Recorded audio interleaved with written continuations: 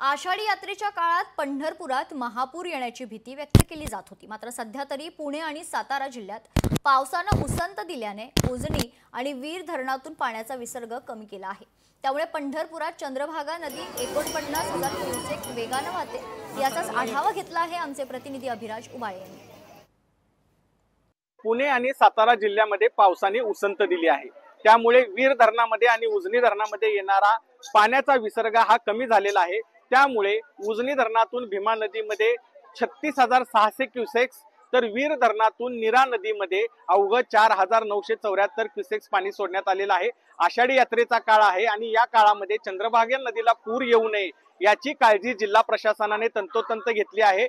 22 जून रोजी उजनी धरण 77% भरलं होतं। मात्र उजनी धरणामध्ये पाणी साठा कमी ठेवून पुराचं व्यवस्थापन करण्यासाठी येत्या ह्या 5 दिवसांमध्ये जवळपास 7 ते 8% पाणी हे भीमा नदीमध्ये सोडण्यात आलेलं आहे आणि त्याचा विसर्ग आज कमी करण्यात आलेला आहे। 28 तारखेपासून उजनीतला भीमा नदीमध्ये येणारा पूर्णतः विसर्ग कमी करून आषाढी यात्रेमध्ये भीमा नदीमध्ये चंद्रभागा नदीमध्ये वारकऱ्यांना पवित्र स्नान करता येईल, वाळवंटामध्ये भजन कीर्तन करता येईल यासाठी प्रशासनाने सर्व शर्तीचे प्रयत्न केले आणि त्याला कुठेतरी यश येताना दिसते।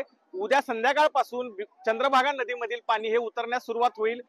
जे पाण्याने वेढलेली मंदिरं होती ती देखील दर्शनासाठी मोकळी होतील असं एक शक्यता व्यक्त केली जात आहे।